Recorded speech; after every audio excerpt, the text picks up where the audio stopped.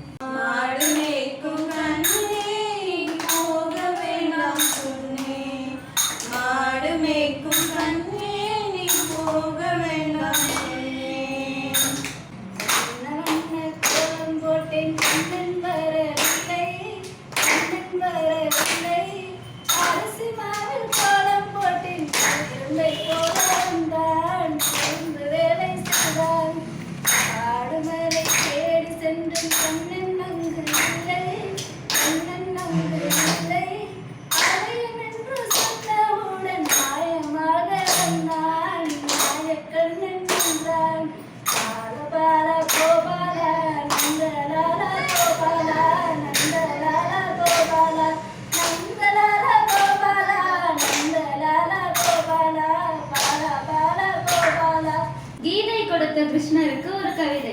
இந்த கவிதையில் கிருஷ்ணனின் லீலை மற்றும் அவர் நடத்திய அற்புதங்கள் பற்றி கூற உள்ளது. இது மனிதராய் பிறந்த கடவுளை அடைந்தவரின் கதை அல்ல, கடவுளே மனிதராய் பிறந்து பல அற்புதம் நிகழ்த்திய அன்பு கண்ணனின் கதை. தலைப்பு செல்லிடம் செல். துவாரபாயுகத்தில் குட்டி கண்ணன் வரம்பு மீறி குறும்புகள் செய்கையில் யசோதை சென்றால் உரையை தேடி. கலியுகத்தில் கட்டி கரும்பு நீ சிறு சிறு குறும்புகள் செய்கையில் பதிவு செய்ய ஆவல் கொண்டு நானோ செல்கிறேன் செல்லை தேடி. மலலை கண்ணா மங்கையர் மணக்கும் மாய கண்ணா, வெண்ணெய் திருடும் வெங்கடரமணா, கோபியர்கள் கொஞ்சம் கோபால கிருஷ்ணா, உரி நிறைய வெண்ணெய் வைத்து உன்னை அழைக்கிறோம் எங்கள் உருவாக்கிக் கொள்ள.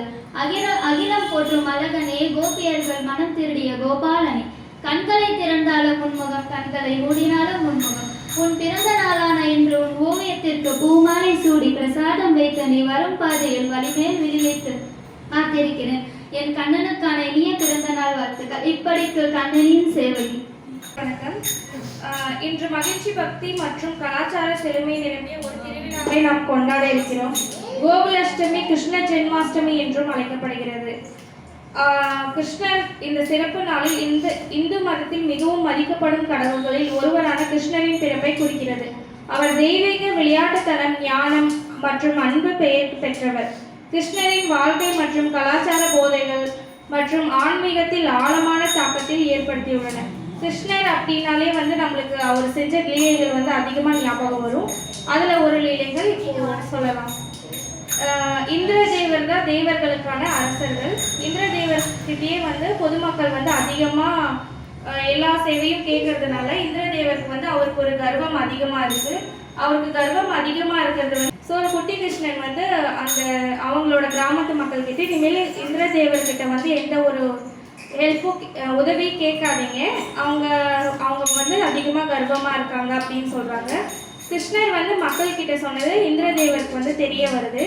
இந்திரதேவர் வந்து உடனே கோபம் அடைஞ்சு அந்த கிருஷ்ணர் இருக்கிற கிராமத்துக்கு 3 நாளாக இடியும் மழை புயல் இந்த மாதிரி அதிகமாக மழை தராங்க.